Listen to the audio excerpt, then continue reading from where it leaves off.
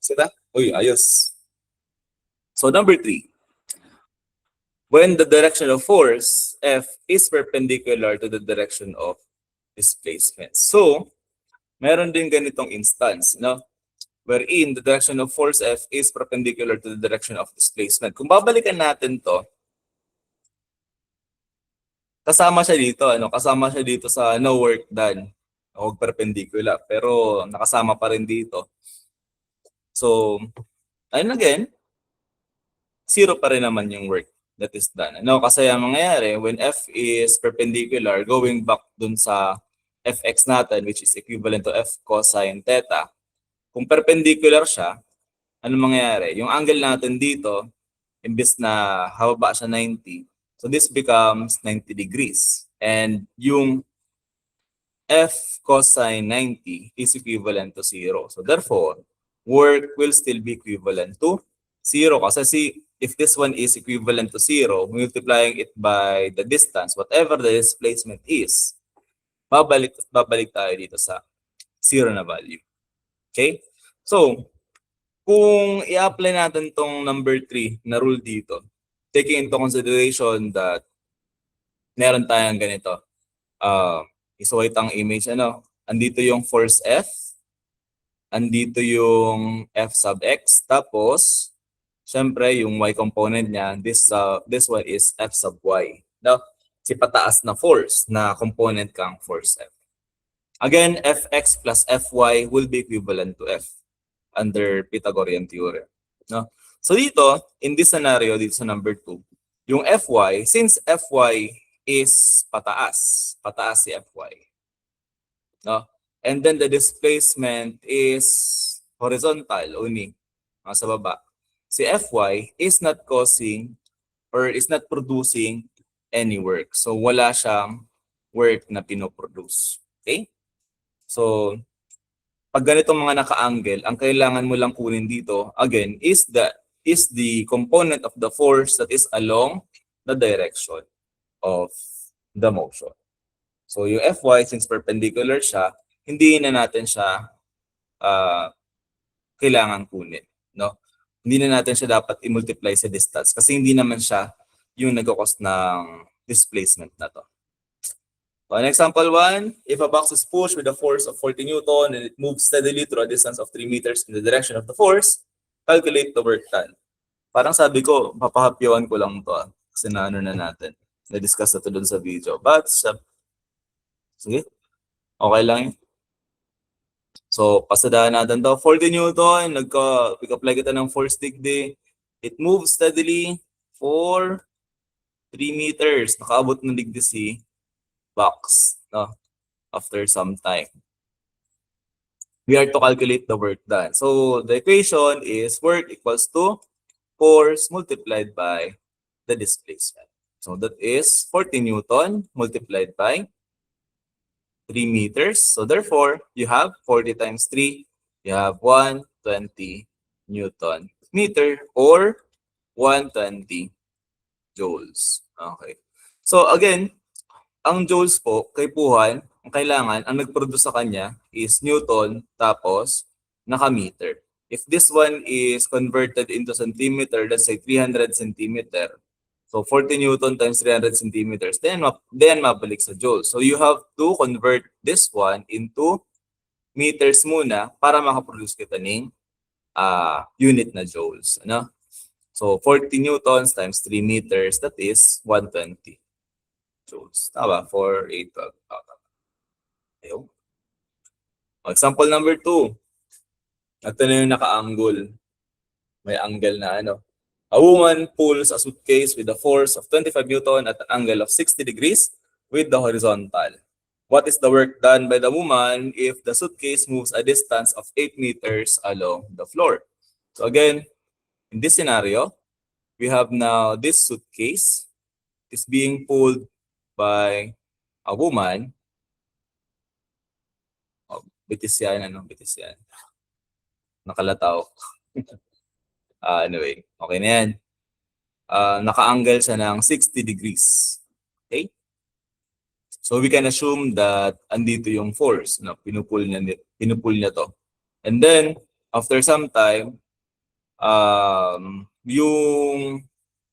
yung suitcase, ganyan ba yung suitcase? Basta ganyan, okay na yan. Nakaabot na siya ng 8 meters na distance. So again, this one is 25 Newton, naka 60 degrees, tapos 8 meters. Again, if you go back to our lecture, kung minemorize lang this equation, we have work is equivalent to F cosine theta multiplied by the displacement. But kung i-digest na niya, or rather i-breakdown ta sa kung ano talaga si Pico Quadriligde, kaipuhan ta is to determine the force that is along the direction of motion. So since ang direction ng motion is horizontal, ining 8 meters na paduman, ang kaipuhan mo is kung mo si force that is along the horizontal, which is the x component nitong 25 Newton, which is equivalent also to F cosine theta. At least para di ko mariwang, kasi baka bigla ning magpalit, maging sign. Sabi mo nga, sir, F cosine theta, tanong nga yata F sin theta na. Depende sa kung saan ang direction ng motion, saka kung saan nakalaag si angle. Okay?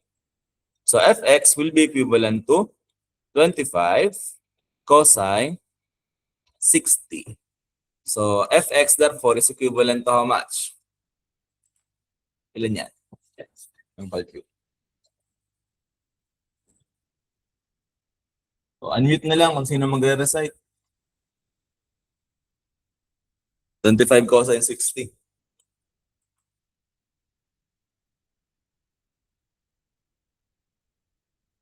Wala. Sige, ako na, nakuha ko naman sa calcu, ano. So, Fx is equivalent to 12.5 Newton. No, kasi yung 25 is naka-Newton din to. So, Fx is 12.5 Newton. And so, therefore, if you have Fx as 12.5 Newton, work will be equivalent to 12.5 Newton multiplied by the distance 8 meters. So, times 8, meron tayong work that is equivalent to 100 Newton meter or 100 joules. Okay? Lagay natin sa box. So, madali lang naman. Anong question? May question? Walang question? Naintindihan naman? Okay. So, walang... Anong hindi nyo naintindihan? Wala rin. Andyan pa ba kayo? Baka may naglalaban na dyan. Andyan ba? Si Miss Morales, Trixie, andyan pa. How about the others? Papansin naman kayo. Makikita kayo sa recording. Alright. Sige. So with that, let's proceed to our next. Ito, 100 joules naman talaga. Nakita naman natin dito. 100 joules talaga yung lumabas.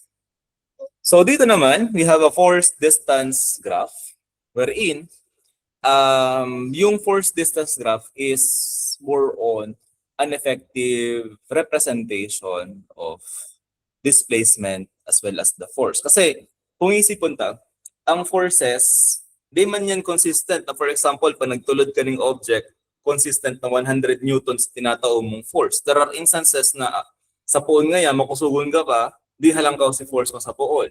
And over time, habang naghahali, nagluluya. Napagal man. No? Habang naghahali, napapagal.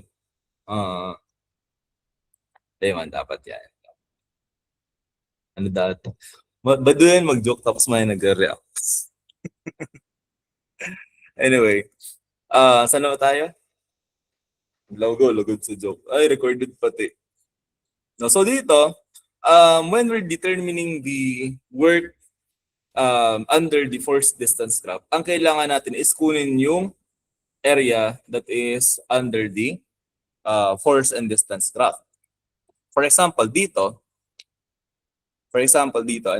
observe natin that let's say These are, admit one guest. Saan na tayo? Oops. Ayan. So dito, kukunin lang natin yung area under the curve. So if this is the graph, tandaan nyo sa x and y coordinates or itong sinasabi ng Cartesian plane. So this is an example of a Cartesian plane wherein the distance is represented by grids. Yung mga grids kita na representation. For example, this is 1 meter, 2 meters, 3 meters, 4, and we have 5 meters. And hindi naman ibuhat ang, let's say, 10 newtons. Example lang 20 newtons, 30 newtons, and then just say this is 40 newtons. Ma-observe natin in this scenario that in every distance, for example, sa 1 meter ngaya, araw ka apply na force, 40 newtons. After 2 meters, 40 newtons mangyari siya, 3 meters, and so on and so forth. Consistent siya na 40 newtons. So, anong nangyari? Ang na-form tang area is rectangular. No? Rectangular sa area. Now, since ang work is the area under the force, no? Force distance graph, rather. Pag rectangular, kukuhanan mo sa area, the area of a rectangle sa force and distance graph will be equivalent to the work. So kung kukuhanan mo si work digdi, 40 newtons, tapos ang distance is 5. Puun digdi hanggang digdi is 5 meters. Puun digdi hanggang dumastas is 40 newtons. So laro mo lang yan si no? Base times height, or kung ang iba, length times width, ang problema, pareho lang yan. So work is equivalent to, let's say, length times width na lang. So length is 5 meters multiplied by the width na 40 newtons. So digdi sa example na ni, we have 5 times 40, you have 2 and, ilan ba? 5 times 200, no? 200 Newton meter or 200 joules. Okay? So another example, gawa tayo ng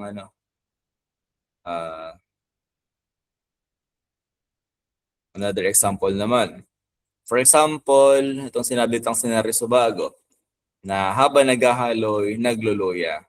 So let's say, this one is 5 meters, this one is 10 meters. No? So maybe, nag-pull siya sa force na, let's say, 200. No, 200 Newton force. After 5 meters, consistent siya nagbababa. Naging na siyang, let's say, 100 Newtons. No? And sa 10, naging na siyang 0 Newton na pagal ng maray. No? So, magaling lang sa una dito. No? Sa poon lang, persado siya sa poon. Habang naghahaloy, nagparaluya na. Okay? So, ano kanyang senaryo? So, what shape did we form? Na? Children, what shape is this? Unmute. Ayun yung mag-unmute. Hindi ko nahili ang chat nito. Hindi ko nahiling. Ay, dyan ba ako? Hindi ko na na-alt tab. Oops. So, kung wala kayo, ayan. Hayaan na lang natin. So, dito, anong tong shape na to? This becomes now a triangle. This is now a triangle. And yung triangle, ang area ng triangle is equivalent to 1/2 base times height. So dito, as you can observe, nagbago yung force na in-apply. Pero yung displacement, din? So, naka-cover mag-aaray siya ng 10 newtons. So dito, since the area ng triangle, area ng triangle is equivalent to 1/2 base times height, this is equivalent again to the work. So work is equivalent to 1/2 multiplied by the base. Ano yung base natin dito? From this point hanggang dito sa point na to, this is 10 newtons. Ay, 10 meters rather. This one should be in meters. So we have 10 meters multiplied by the height. So ang height natin is from 0 hanggang 200. No? So we have 200 newtons. So multiplying all the values here, you have 10 times 200, you have 2,000 divided by 2. So the work done is equivalent to 1,000 Newton meter or 1,000 joules. Okay? So, ginagamit natin yung force distance graph if nagbabago-bago yung force. Kasi madalas na example natin is constant yung ina-apply na force. Pag constant yung ina-apply na force, nabalik lang natin sa arc ng rectangular shape, which is simply force times the distance. Okay? Yung malang baga length times width or base times height. Kaya baga force times distance lang. However, pag nagbago-bago si force, aramon ta kung ano si area under the curve. But, yeah, mga simpleng arog lang kaya ng igibuon ta. No? Daw man siya itong masyadong komplikado. Kasi there are instances wherein forces can vary like this one, tapos may paarog kaya. Depende. No? Depende sa scenario. Pero syempre, din naman bako naman yan para sa indo. Okay. So, ayun. Now, how about this one? Work done against the force of gravity. So, kung ang weight is pulling the object downward, pero ini yung may in-apply kitang force na para maisakat si object papunta sa taas. The work done against the gravity can be symbolized by work equals to mass multiplied by the gravitational acceleration multiplied by the height. So sabi dito, work done against the force of gravity, an upward force F is applied to lift the object of weight W to a height H. So pag sinakat na yan, gamitin yung force F, nagkakagawa ka tayong Arca equation. No? Force times H plus iniyo pang work done against the gravity na mgh. Okay? Ito. Okay. Punta na tayo ngayon sa energy.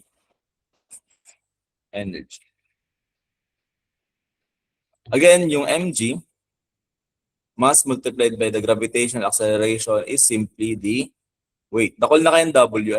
This one is symbolizing the work. Yung mg dito representing the weight. Ito ngayon yung weight. No? And pag kinontra mo yan, si force mo pataas, si weight mo causing a negative work yung ma-produce ng weight. No? Kasi kontra si direction kang motion is pataas. However, si weight, ang force niya is pababa. So kung kontra duman, ang mangyayari, magiging negative si mapoproduce na work dictate. No? So now let's go to energy. So energy, as defined dito, is the capacity to do work. No? So pag ang mga sinasabi tang energy, tigtatawan si object ng capacity to do the work. Para pwede, let's say, magkaigwa siya ng motion afterwards or mag-produce siya ng, let's say, expansion, for example. No? So, there are several forms of energy. Sabi dito, work done is equal to the amount of energy that is transferred. So, maya-maya pakita natin yan. So, there are several forms of energy. So, first, you have the kinetic energy, the gravitational potential energy. You also have the elastic potential energy, sound energy, as well as the heat energy, light energy, electrical energy, and then the chemical energy. Last na ba to? Okay, last na to. Walang definition, hindi define yung dito. May definition naman tayo dito. So these are the several forms of energy, and all these energies creates, gives an object the capacity to do work. Para magkaigwa ng displacement ang mga objects. Okay. Kasara-saroan niyo. So when energy changes from one form to another, work is done. So pag nagkaigwa ng pagbabago, for example, sa chemical energy, halin nga sa gasolina, na-convert mo sa mechanical, nagkaigwa dumaning work, for example. No? And energy transfers when the work is So, nagkakaiguan ng paglipat ng energy. So, these are some examples. A student pushes a trolley of books. Chemical energy stored in the body of the student is transferred to the trolley as kinetic energy. Ma-observe din natin yan kung mataas-taas yung chemical energy. Di ba? Malumbay man ang movement ta. Malumbay ang, malaluya ang paghirota if ever di mangkatang kinakan. So, dikit man sinata-transfer ta sa kinetic energy. No? And then here, a farmer lifting a bag of rice into the lorry transfers energy to the bag as gravitational potential energy. Ito naman, galing nga dito sa bag sa baba, isinakat niya duman sa baga niya. So nagkaigoning pag-transfer ng energy. So nagdagdag ito duman ng gravitational potential energy. So let us first have this one, kinetic energy. Sabi dito, kinetic energy is the energy a body possesses due to its motion. So, panaghihiro, only moving objects possess kinetic energy. Wow! Sign na to. Ora na. No? So, pag naghihiro, saka lang nagkakaiguan ng kinetic energy. So, the kinetic energy of the object is the same as the work done to change the velocity of the object from 0 meter per second to v meter per second. So, yan yung sa kinetic energy. So, dito, an example here, if you have a conversion na to, pagkuha lang ni kang equation. So, work is equivalent to 1/2 mv squared. Punta lang tayo dito sa equation niya. And the kinetic energy is equivalent also to 1/2 mv squared. If the total kinetic energy is na-produce na work, yun ito sina-convert sa work. So kinetic energy of an object of mass m kg traveling at the velocity of v meter per second is given as ke is equals to 1/2 mv squared. So, for example, let's say an object is traveling at 3 meter per second. No? And this object has a weight of, let's say, 80 kilograms. No? So the kinetic energy in this scenario will be equivalent to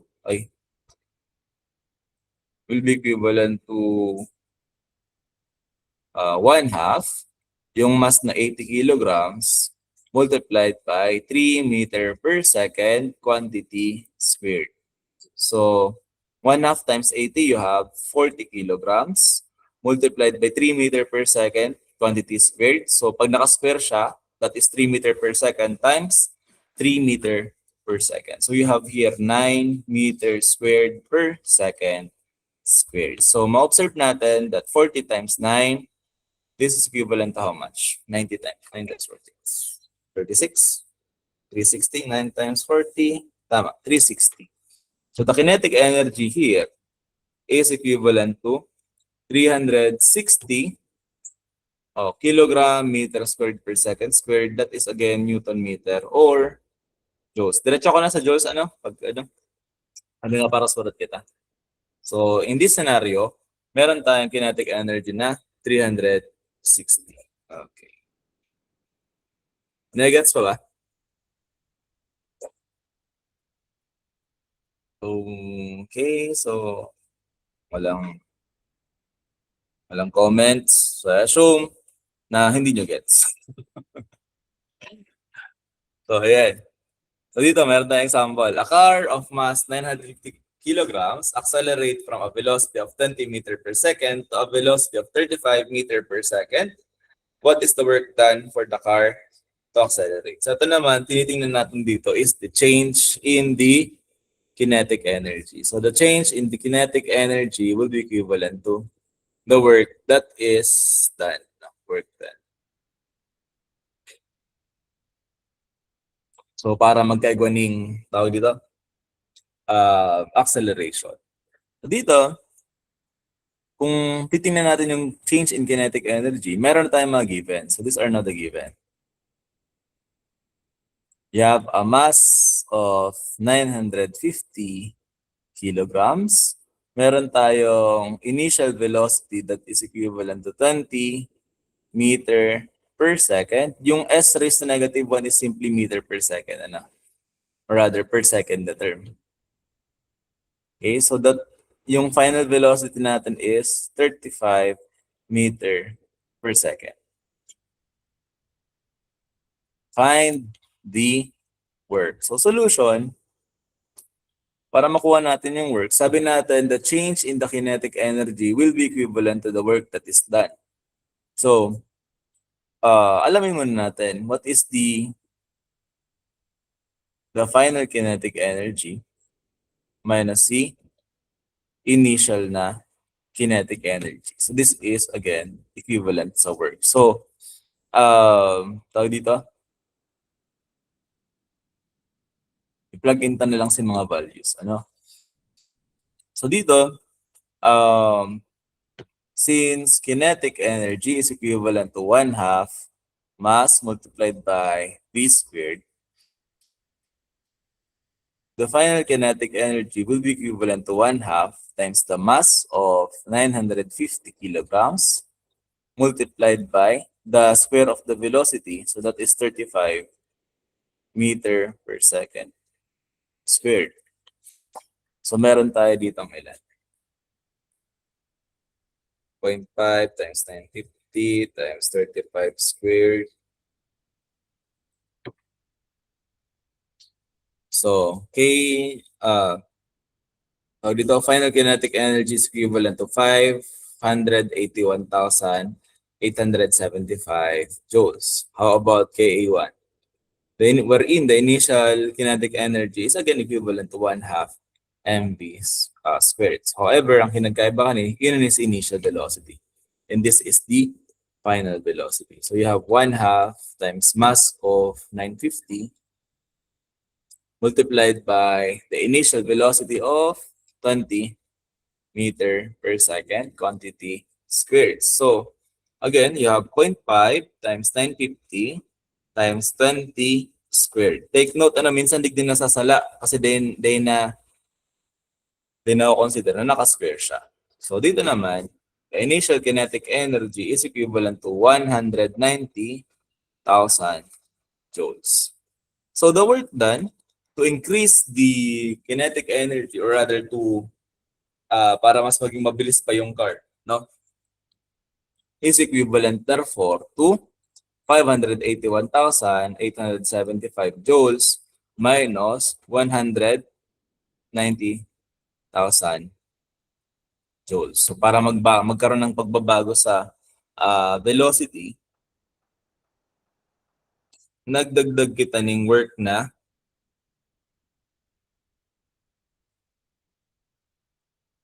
391,875. So this is now the additional work that is done. So since naka-joule siya, pwede man siyang i-convert to kilojoules. Ano?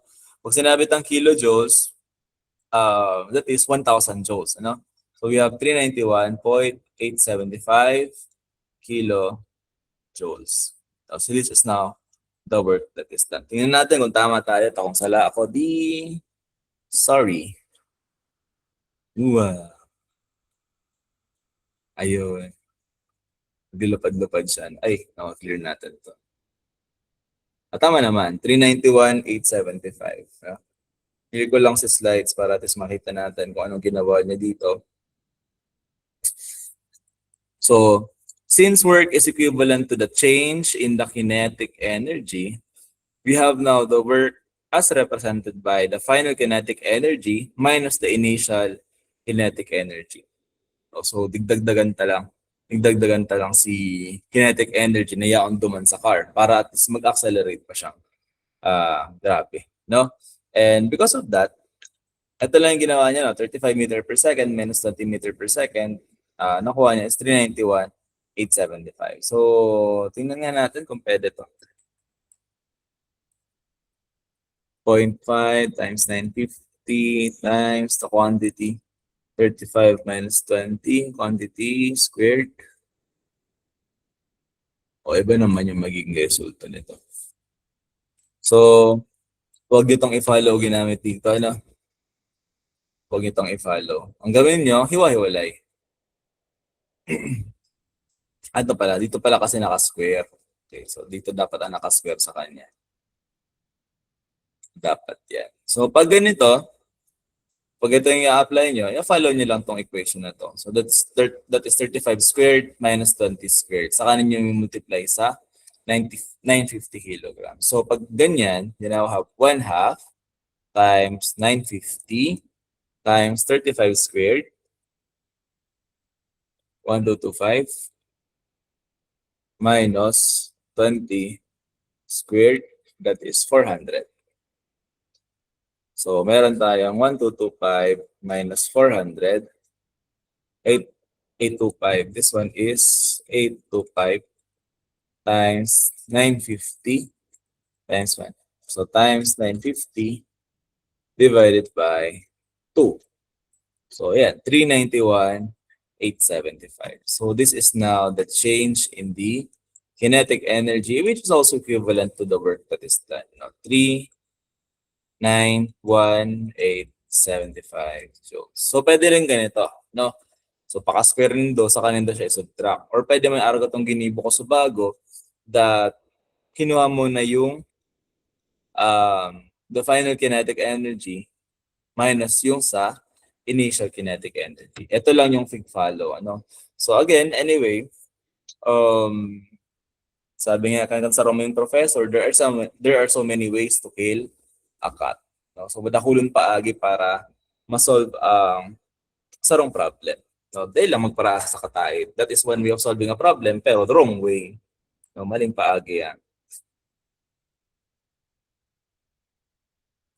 O yan. What is the kinetic energy of a man of mass 65 kilograms jogging at a velocity of 3 meter per second? So solve natin to. What is the kinetic energy? Again, in terms of equation, kinetic energy is equivalent to 1 half mv squared. No? So, ang mangyayari kanina, ipa-plug in lang sa mga values. You have 65 kilograms as the mass, and this is your velocity. And based dito, ano lang, simpleng plug in lang ng mga values. So, 1 half times 65, lagyan natin yung kilograms tuloy, times the velocity of 3 meter per second squared. You know?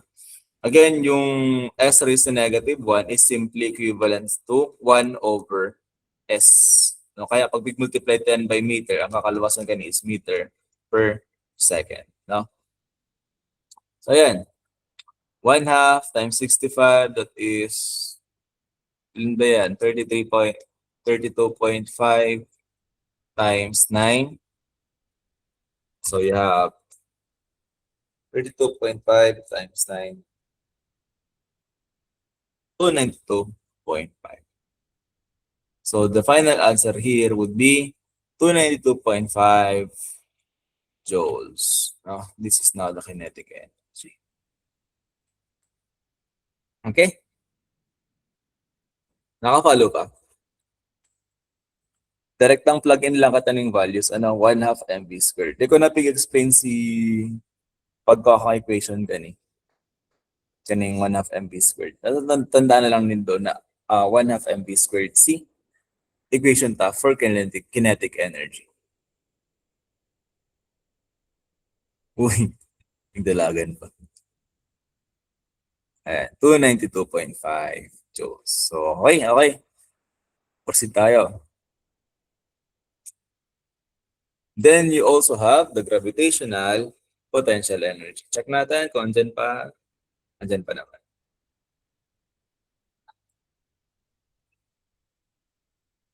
So gravitational potential energy is the energy an object possesses because of its position in a gravitational field. So, pag sinabi ng gravitational potential energy, iyon is energy na nagiging kang object pag sinakata siya. Pag may uhulugan pa siya, for example. So when an object of mass m kilogram is raised to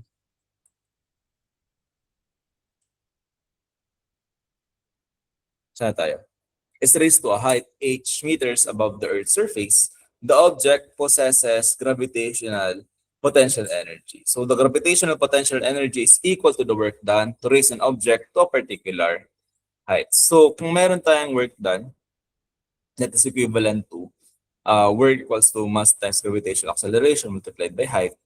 Ganyan din yung potential energy. No? Equivalent lang sinda. Potential energy will be equivalent to mass multiplied by the gravitational acceleration multiplied by the height. No? Kung kasubago, ang pigkukwata is in terms of kinetic energy or rather see work as in relation to the velocity an object has in traveling. Yun naman, pigkukwata digdi is pag sinakat naman kontra duman sa force of gravity. No? MGH lang yung kukunin natin dito. Ayan. So, here you have now this problem. A figure below shows a box of weight 50 newtons being pulled up on a smooth inclined plank by a force of 25 newton from A to B. We are asked first to calculate the work done by the 25 newton force. And letter B, what is the work done against the force of gravity? And letter C, state the value of the gravitational potential energy of the box at B. Okay. So dito, may nakalagay na 4 meters. So ma-observe natin for letter A, for question number A, what is now the work done by the 25 Newton force? No, so paano natin makukuha to? So work done is equivalent to force multiplied by the distance. Ngayon, yung 25 Newton is along the direction of displacement. Ma-observe ta, haliligdi, 25 Newton, naka-incline man siya at 30 degrees. Ano, pareho sindang direction. So 25 Newton. Tapos, ang distance niyang pig-cover is 4 meters. So this is direct substitution sa equation natin. Sir, tagilid baga, sir, tayo tadig tama 30 degrees. No? Tayo tadig tama F cosine theta. Kasi ginagamit natin yung F cosine theta or F sin theta kung day siya in line with the direction of motion. Kung day in line si force sa direction of motion. But in this scenario, since 25 Newton is already in line with the direction of motion, paduman siya, pataas siya, tapos si motion kang object is also pataas mangyayaray, no, parallel duman sa direction kang force, direct substitution na lang tayo dito. So work will be equivalent to, ilan yung force? You have 25 newtons multiplied by the distance of 4 meters. So therefore, the work that is done by the 25 Newton force is equivalent to 25 times 4, 100 joules. Okay? So that is for letter A. And for letter B, what is the work done against the force of gravity? So work that's done by the force of gravity. Sabi natin, work that's done against the force of gravity is work equals to mgh lang naman. No?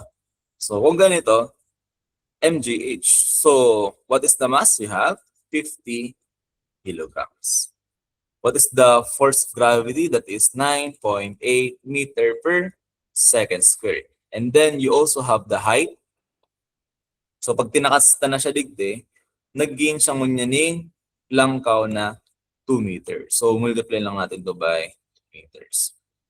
So dito, following the equation, mgh, 50 kilograms yung mass, gravitational acceleration is 9.8, and the height is 2 meters. So 2 times 550 rather is 100 times 9.8. So you have the work done as, ilan ba?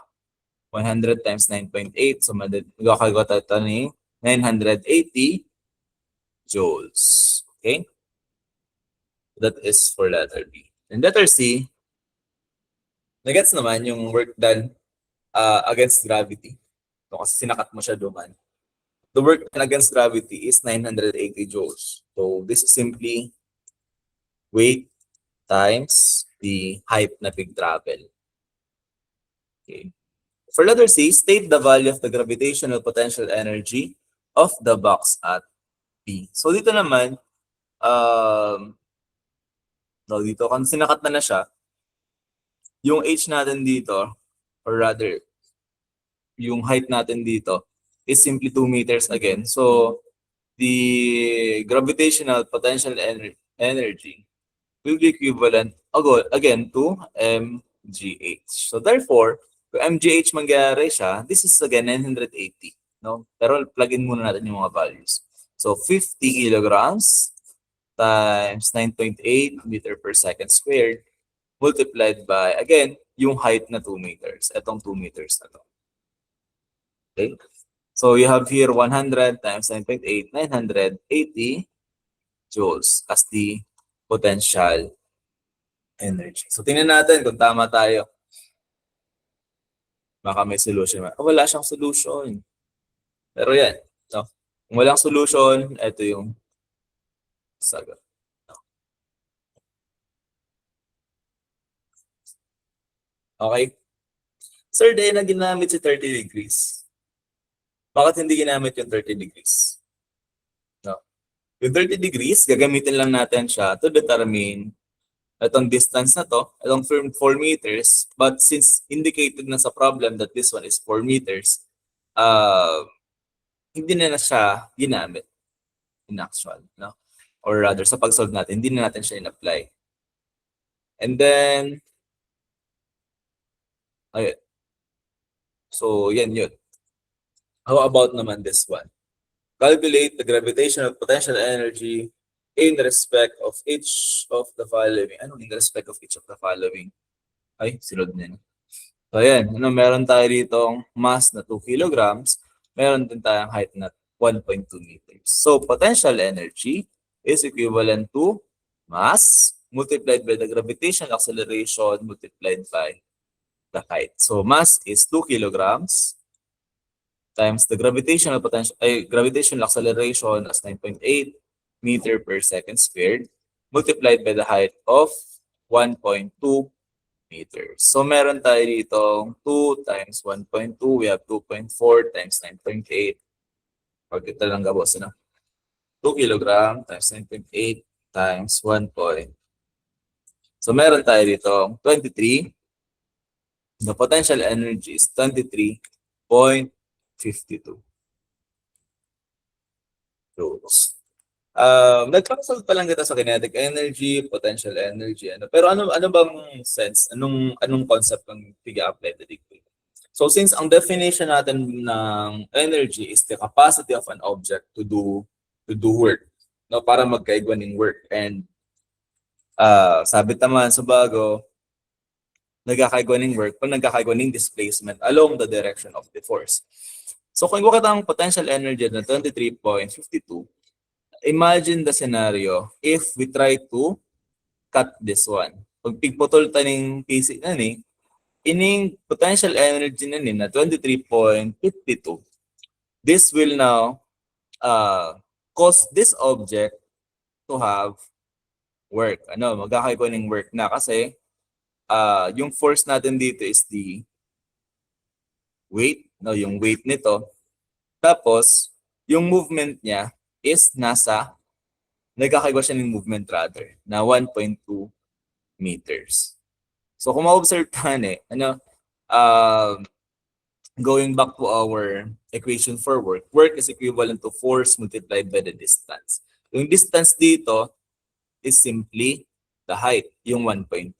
And the force that is being applied here is the pull of gravity dito sa 2 kilograms na to. So therefore, kung pull ng gravity siya, that is mg. Kaya meron tayong equation na ganito, mgh. Kasi nagkakaroon ngayon ng motion itong object na to that is caused by its weight. And magkakaroon siya ng displacement na 1.2. Okay? So ma-observe natin that if we increase this height, pag tinaasan tapos si height na ni, syempre mas mataas mangyari si potential energy. That's why sinasabi ito siyang potential. Ito yung mag-cause, or rather, pag tinanggal ta si Gabos na support niya, pag tigtulod na siya, na mahulog siya, no? Yung potential energy, this will cause the object to have motion para magkagawa siya ng displacement, for example. Okay. Yeah, 23.52 joules.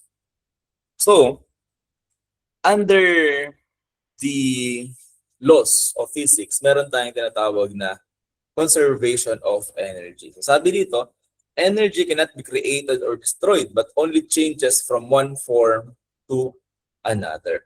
So, pabago-bago lang siya ng form. So, the total amount of energy always remains the same. So, pareho lang amount of energy. No, they kita nakaka-produce ng bago. No? It is only transformed from one form to another. So, may example ata dito. For example, ito, ano? Itong akin na to, nag-swing siya. So, pag nagtaas si aking digdi, nagkakaroon tayo ng increase sa iyang height, no? Sa iyang langkaw in terms of sa reference point na ni. Kung yan digdi sa reference point, no? So, dito, magkakaroon tayo ng maximum na potential energy. And once na yan, naka-reach na siya dito sa pinakataas na ni, once na mag-swing siya pababa, ano nagkakagawa?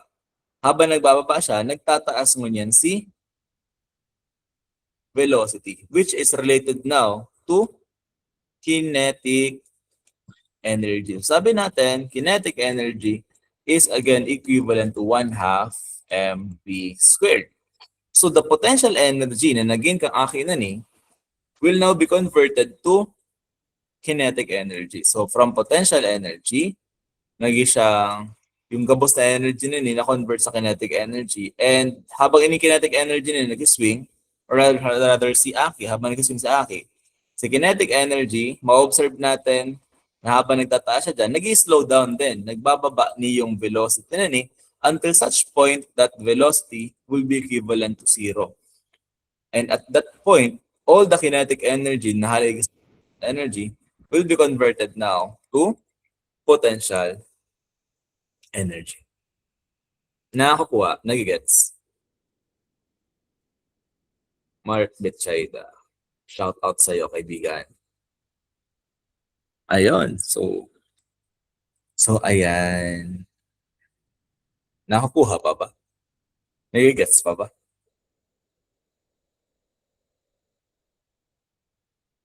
Andyan pa ba kayo? Ayan, si Jeric, andyan pa. Miss Morales, Salvador. Mark, galang. Nakarating mo lang, Mark eh. Kapardo. So, andyan pa naman. No? Maya ka. Okay, sige. Let's proceed. So, in a softball game, a ball was hit and flew vertically upward with an initial velocity of 15 meters per second. What is the maximum height attained by the ball? No? So, of course, in this scenario, wala ba siyang inassume na mass? Wala. Sige. So, in this scenario, we can solve this using yung mga equations natin sa motion. Sabi natin,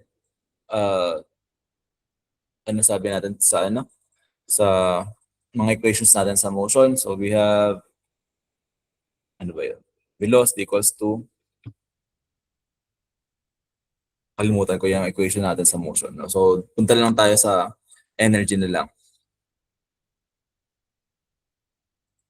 So, dito, sabi natin, kinetic energy will be equivalent to the potential energy. So, ano ba yung kinetic energy ng ball na to? So, we have 1/2 mv squared. So, this is equivalent to the potential energy, which is mass of the ball multiplied by the gravitational acceleration ng ball multiplied by the height.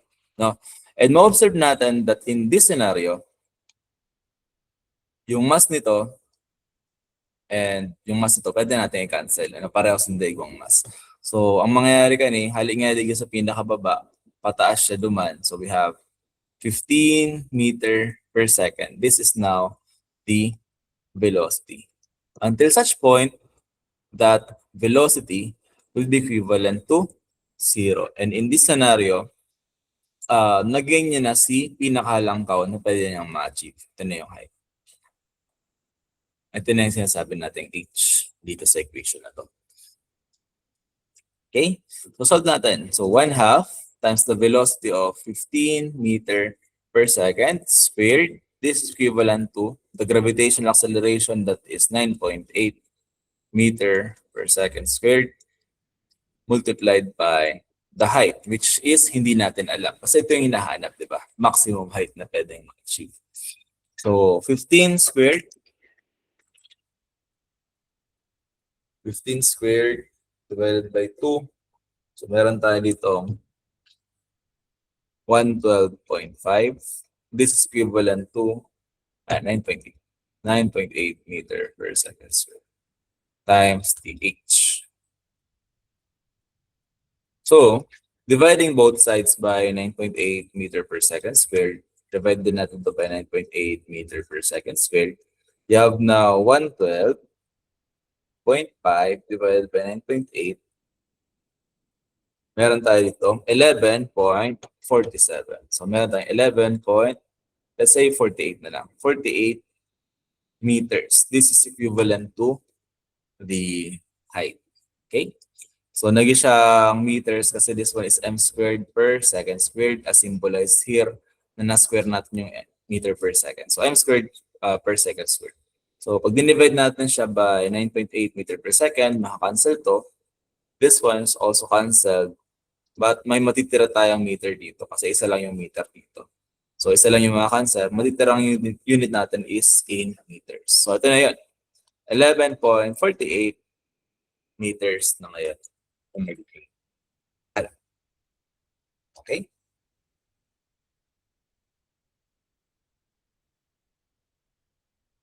Okay. So, igtatry kong rumduman si mga equations na sa motion. So, you have the final velocity as equivalent to your initial velocity plus 80. And then, meron din tayong, in terms of displacement, you have delta x is equivalent to the initial velocity multiplied by time plus 1/2 AT squared. Tama ba? So let's use this equation naman. This one is using motion equations. Tingnan natin kung makakarating tayo sa 11.48. Okay, pwede na to. Gamitin lang natin tong equation na to. So delta x, or the change in displacement, can be represented again by h. So h is equivalent to the initial velocity of 15. Uy, kulang tayo ng time. Wala tayong time. Plus 1/2 g, which is equivalent to 9.8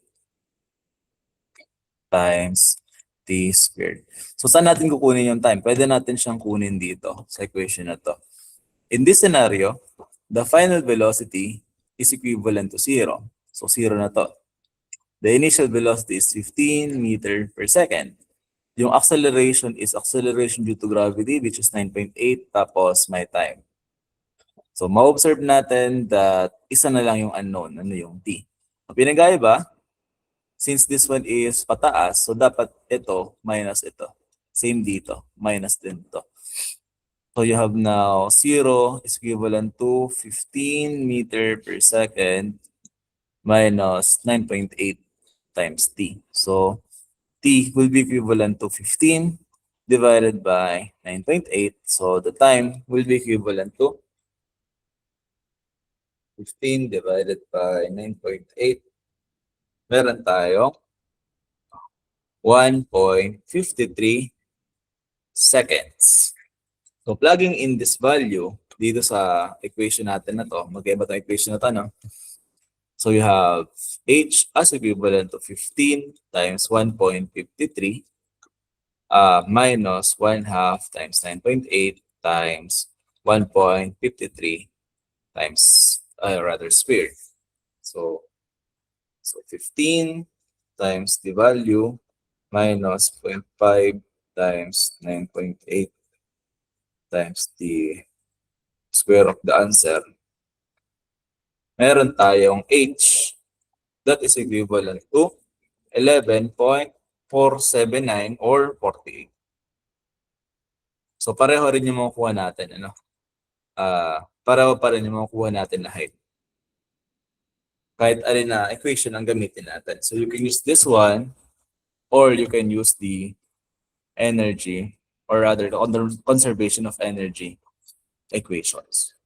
Now, pwede itong motion. But of course, since ang topic natin is energy, ito yung i-apply natin na values. So, ma-observe natin, you can solve these problems using different methods. No? Ito, ang ginamit natin is itong equation na to, saka itong equation na to, para kunin yung time, and then pag nakuha natin yung time, plug in natin dito. Dito naman, ang in-apply natin is the conservation of energy. Wherein, ang nangyari, the kinetic energy of the ball is converted to the potential energy. Pag nanon siya doon sa pinakataas, wherein the final velocity is equivalent to 0. Garong malambagay na nagduduyan-duyan digdi, wherein haliligdi si potential energy gets converted to kinetic energy and then mabalik na naman siya sa potential energy. Assuming na walang losses due to friction. But of course, since meron tayong sinatawag na friction, may mga nagbabawas sa energy kung pag-swing niya. No? Over time, mapundo man sa mapundo siya. Okay? Ayun, 11.48 meters.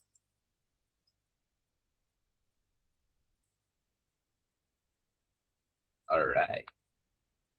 Oh, nasarap ang problem. A durian of 2.5 kilograms falls from a height of 12 meters to the ground. What is the loss of potential energy when the durian is 4 meters above the ground? And then for letter B, calculate the velocity of durian at this height. So, siguro, so again, yung attendance dito will be dun sa mga notes na nakuha niyo. So, mga sulat-sulat. So, pa-send na lang ng picture nung sinulat niyo sa messenger ko. So, sulat natin. Ay, ba't ganito na to? Ayan. So, ito yung 2.5 kilos na durian. Nahulog daw siya na sa height na 12 meters above the ground, to the ground, no? What is the loss of potential energy when the durian is 4 meters above the ground? So, yung durian is nasa 4 meters above the ground. So, andito na yung 4 meters. Let's assume that this is 4 meters. So, galing dito, papunta siya dito. Tinatanong, what is the loss of potential energy? So, at this scenario, let's assume that this is 1 and this is 2. So, the potential energy at 1 is equivalent to MGH lang naman tayo, MGH1, para ma-signify na this one has a different height. So, mass is 2.5 kilograms times 9.8 times a height of 12 meters. Height naman sa ground. No? So, this one, yung potential energy sa 1 is equivalent to 2.5 times 9.8 times 12. So, meron tayo dito 294 joules. No? So, yung potential energy naman sa 2, same equation lang, MGH lang. Pinagkaiba, yung H natin is 4 meters. So, ang tinitingnan natin dito is yung galing dito sa ground hanggang doon kung nasaan sila. So, yung potential energy sa 1, ito yun, no? Dito sa location na to. However, si potential energy sa 2 is nandito na. Nahulog na siya. So, this is again 2.5 times the gravitational acceleration na 9.8 meter per second squared multiplied by the height of 4 meters. So meron tayo ditong 2.5 times 9.8 times 4, which is equivalent to 98. So nagkaroon tayo ng pagbabago sa potential energy. Galing sa 294, naging na siyang 98.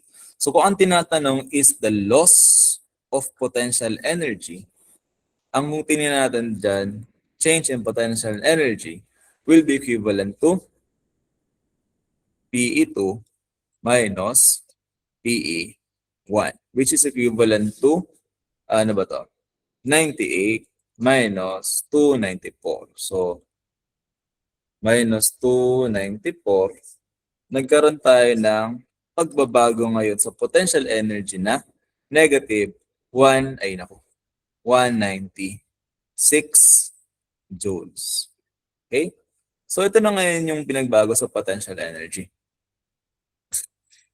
Okay, so nagkaroon ng pagbawas sa potential energy. So saan kaya napunta tong negative 196 na to?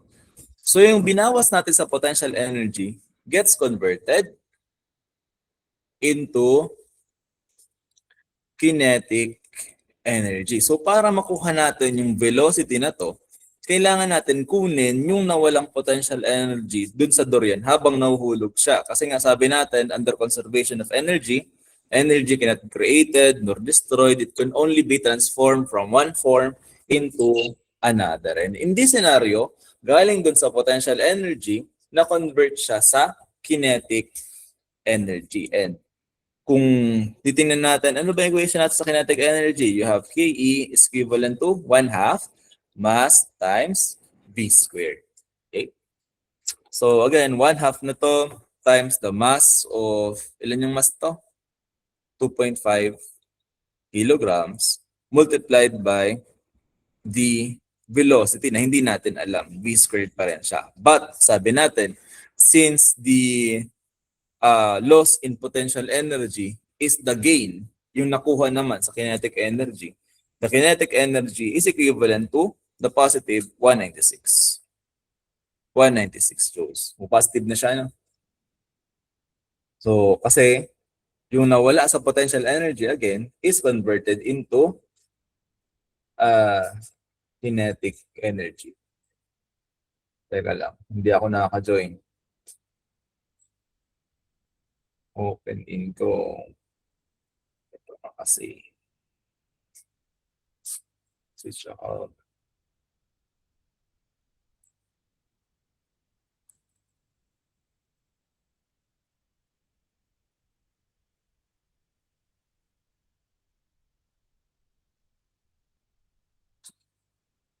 Alright.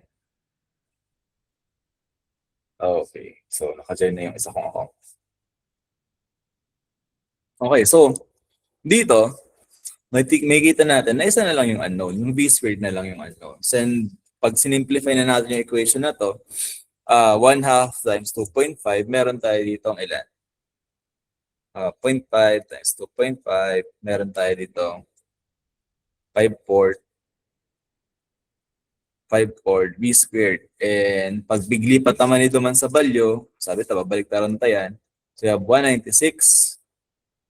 Ang gawin natin, para mabalyo ta, balik taron tan eh.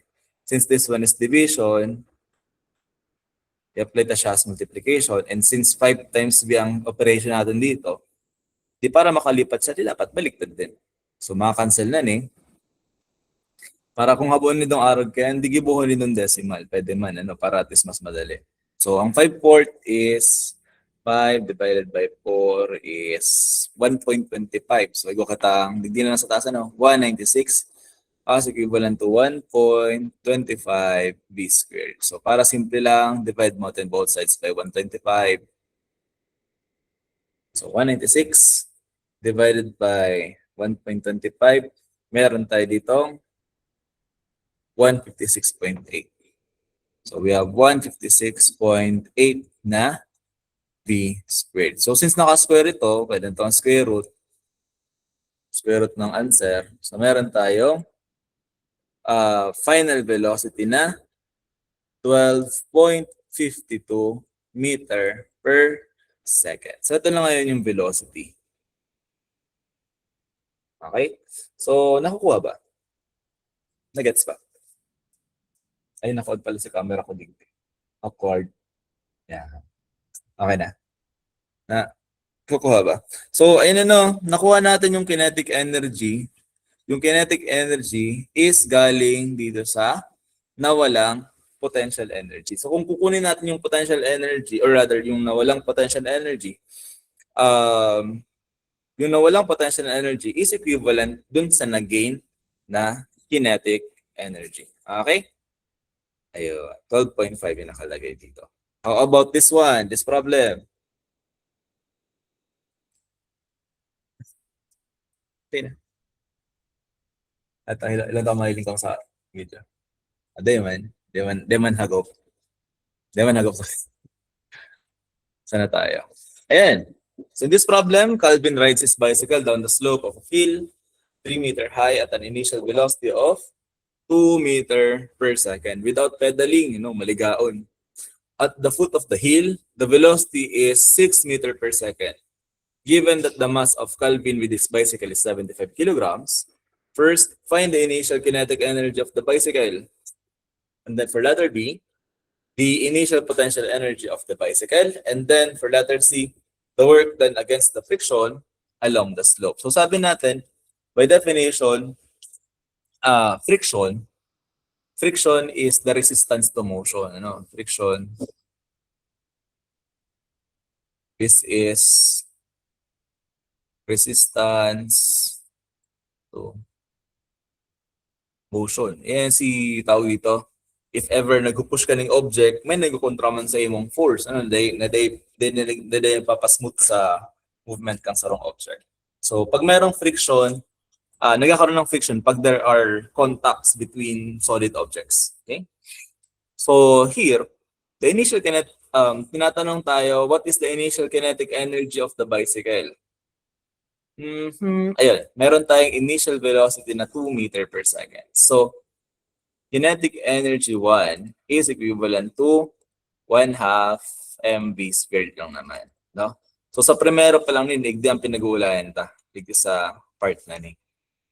And dyan sa part na yan, you have 1/2 mass of bicycle tapos si Calvin, this is 75 kilograms, multiplied by the velocity of 2 meter per second. So the kinetic energy here is equivalent to, alin ba? 1/2 times 75 times 2 squared. Kalimutan natin yung squared. Hindi ko nilagay dito yung squared. So meron tayo dito 150 joules. So this is for the KE1. Dito yan, So we have 150 joules for the kinetic energy sa location na to. How about the potential energy? Yung potential energy ng lalaking to is from here to here. Meron tayong height na 3 meters. So the potential energy, gravitational potential energy rather, is equivalent again to mgh. So the mass is 75 kilograms multiplied by the gravitational acceleration na 9.8 meter per second squared multiplied by a height of 3 meters. So nandiyan naman na yung mga values, calculator na lang yan. So meron tayong 75 times 9.8 times 3. Okay. So meron tayong potential energy that is equivalent to 2,205. No? This is in joules. This is the potential energy. PE1.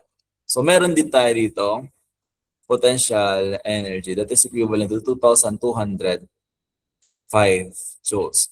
However, pagdating niya dito sa baba, the kinetic energy, ay ito na yun. No? This is for letter A, the kinetic energy, and this one is for letter B. This answers the initial potential energy. However, ngunyan, kung nagbaba siya dikti, the potential energies are converted into kinetic energy. So tingnan natin, what is the kinetic energy here? Ano ba yung kinetic energy niya dito sa baba? So let's have this as 2. So the kinetic energy at sub 2 will be equivalent to 1/2 mv squared sub 2. No? So 1/2 times the mass of 75 kilograms times the velocity of, ilan yung velocity niya? 6 meter per second na lang. 6 meter per second squared. So, yan ang tendency na pa nagbaba, nag-accelerate din yung bike.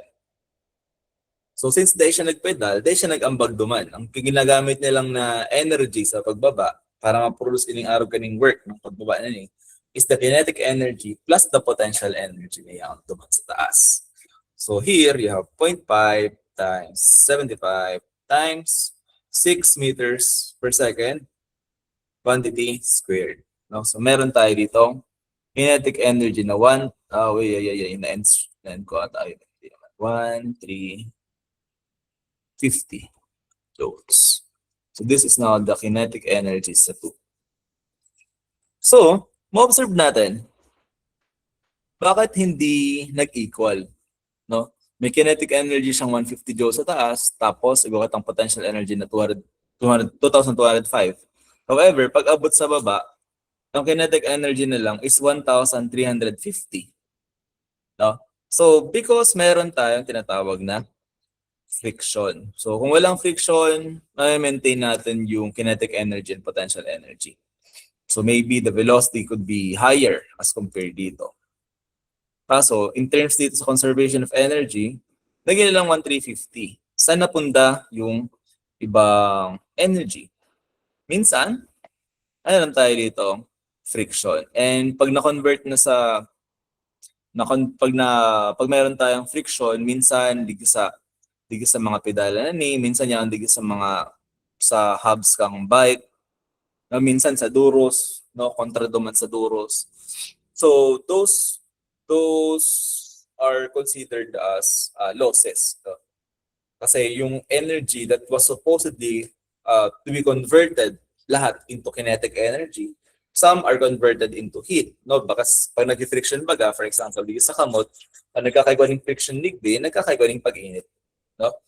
Minsan man convert sa sound, minsan ano lang talaga, sa air resistance. No? So, paano natin makuha yung work done against friction along the slope? No? So, tingnan natin, ilan ba yung nabawas dito? So, galing tayo dito sa initial, this should be equivalent to the final na energy. So, sa initial, you have 150 plus 2,205. These are the kinetic energy plus itong potential energy niya. No? Sa final man, si kinetic energy naging ng 1,350 plus itong work done against friction. So kung bigla lang may nagluwas na work done against friction, ano? Pero arrogancy nangyayari talaga in real life, no? Especially sa mga machineries, may mga losses kita in terms sa friction. That is why kaipuan ta na sa mga in contact na mga parts ng machineries, naigawasin ng mga lubrications. No, para at least mabawasan ta si friction, mabawasan si pagka-damage kang parts, mabawasan si pag-init kang mga parts during operations. And friction, mahirap na tong tanggalin. Mahirap tanggalin ng friction. We can just lessen it. No? Nababawasan ta lang siya. So dito, ano nangyari dito? So mayroon tayong 150 plus 2,205. So, tig-mental ko na kaya. So, na mental. So, 150 plus 2,205.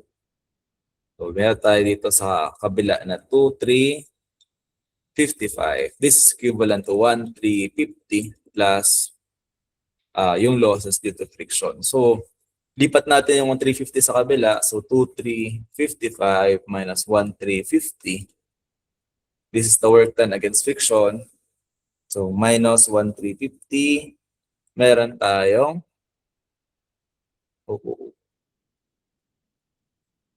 work done against friction na 1,005. So, ito na yung work that is done against friction. No, para magpadagos mangyari si motion, magpadaga siya pagbaba. So, ano kaya ang tendency? Nagpaparabawas si energy because of tawag dito, several factors such as friction. Okay? Kung wala ka ng friction, halangkaw pa. Si velocity na pwede na makuha. Bako lang yung 6, pwede siyang mag-abot sa 7 or 8 meter per second. However, because meron tayong friction, maybe hindi niya masyadong tigrasahan ang mga parts na dikte, may nawarang energy or rather na-convert na energy to heat, into sound, no? And that causes a decrease in the supposedly gain sa velocity ka nagpahuros na siya dikte. Okay? Ay, may solution pala sa digde. O yan, 1,005. Ayan, so you can also check this solutions. Okay? Power. Ubus ng tananing mo yan. Human sana. Ay. Naganda dito. Power. Okay. So power, sabi dito, power is simply work per unit time. So how many joules of work you do each second. So minsan kaya bigano talagang power. Minsan iniisip ng power is yung sa kuryente, no? Pero yung mga most of the time ko-consider tang power, in-essence sinasabi ng kilowatts yung mga wattage, no? Alat lang ba?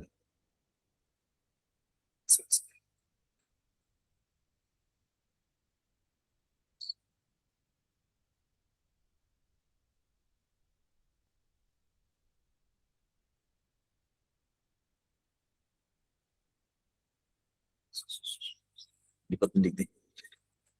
Sabi dito, originally, people use animals to do work. Like oxen and horses are actually more powerful.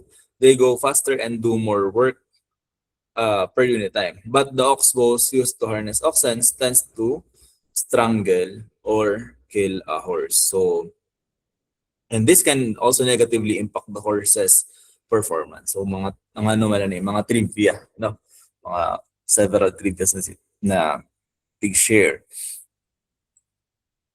So the invention of the horse collar allowed farmers to harness horses, which could generate 50% more power, as well as working longer hours. Ikaw man daw magparatrabaho, yung nagtitilok, medyo mahirap man.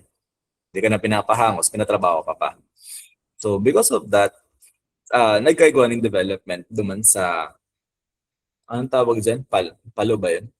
So piglalag sa mga draft forces, no?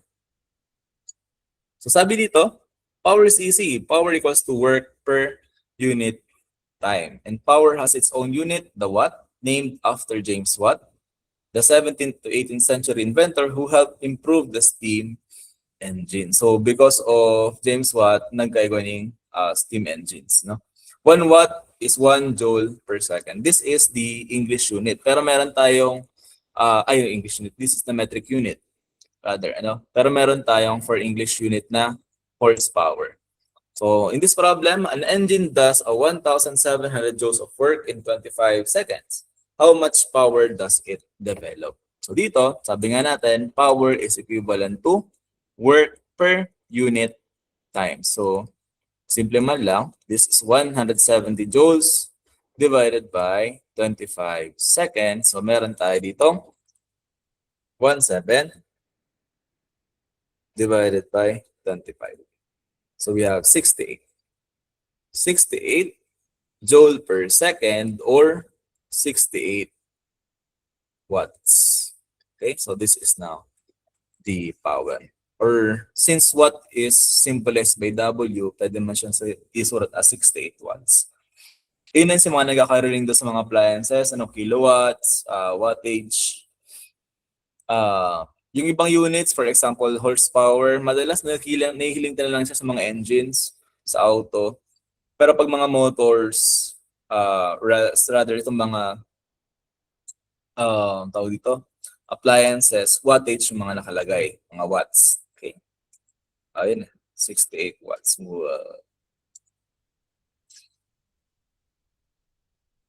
What invented his own unit of power but it wasn't the watts? How else do we measure power? So meron tayong tinatawag na horsepower. So sabi ta nga since horse is yung mas powerful as compared to man sa oxen, ginamit natin yung HP or yung horsepower as the unit for power. This is equivalent to 746 watts. So 1 HP is equivalent to 746 watts. So take note of this conversion. Gagamit natin yan paulit-ulit. And 1 horsepower is equivalent to 33,000 foot-pound per minutes. Sige. So these are just conversions, ano? So meron tayo itong basic equation for power is equivalent dun sa ginamit natin. The work divided by the change in time. So we usually drop the average and the change and just say P equals to W over T. But there are other ways to say work. So pwede siyang isulat as this one.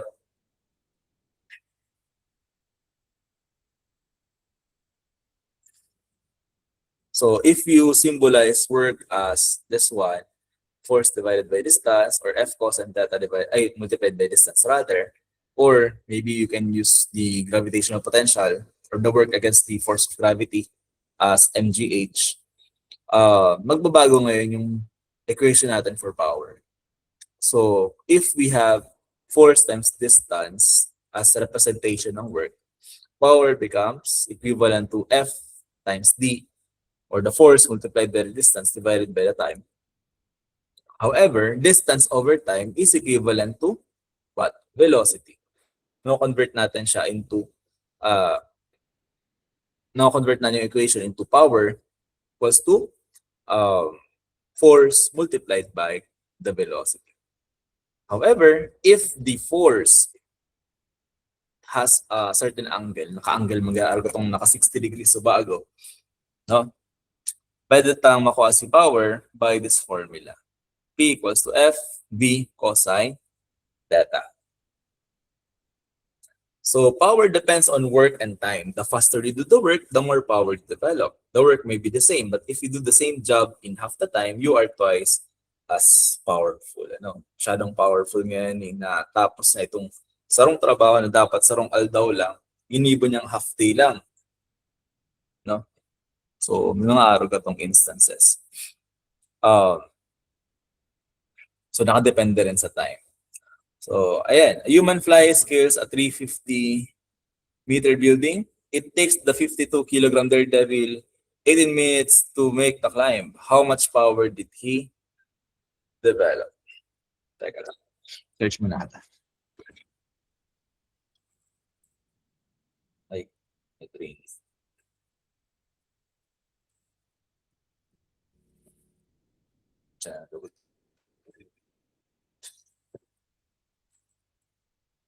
Oh, ayan.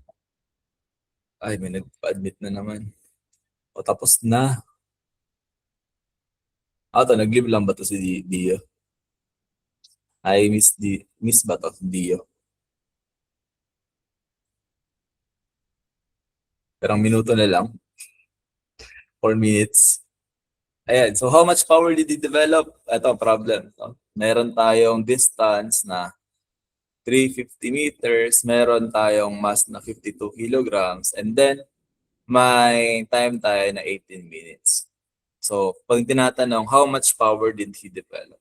So again, power is equivalent to work divided by the time. So what is the work here? So again, work, since nagsakat siya naman sa tower, if this is a tower, tapos nagsakat siya digde. Ano i-gain niya dito is ang perform na digding work is work that is done against the force of gravity. So work can be represented by mgh. No? So what is the mass? Yung mass ng taong to is 52 kilograms. The gravitational acceleration is 9.8 meter per second squared, and then the height is 350 meters. So the work here is equivalent to 52 times 9.8 times 350 equal siya sa 178,360 joules. So this is not the work. So applying the equation for power, power is equivalent to 178,360 joules divided by the time na 18 minutes. However, power is joule per second. So we need first to convert 18 minutes into seconds. So how much is that? So converting this one, we have 60 seconds per minute. Cancel yung minutes. 18 times 60. So we have 18 times 60. Meron tayong 1080 seconds. So power is equivalent to 1080 seconds. So 178,360 divided by the answer. This is equivalent to a power of 165.15 watts. Okay, so ganun lang, ano. Kung nahihirapan, kung ano mo na needs to work, saka ka mag-divide by time. Ayan. Okay. 165.14 nakalagay dito, pero rounded off kasi. Ayan. We have another problem here. Pero ano na ako, medyo gutom na ako. Minute naman lang. Pero ang slide na lang to. Marami ko pala tong problem, ano? Pero i-jump ko naman na naman sa pinaka-last. Sige, cut ko muna lagod ng recording. Discuss na lang sa way na. So, ay na meeting na lang. So, we have the next problem here. So, ayan. And show ko na. This. Alright. Okay. So, kumusta ang discussion? Kumusta? Oh, may sip-sip din. Yung mga sip-sip. Anyway,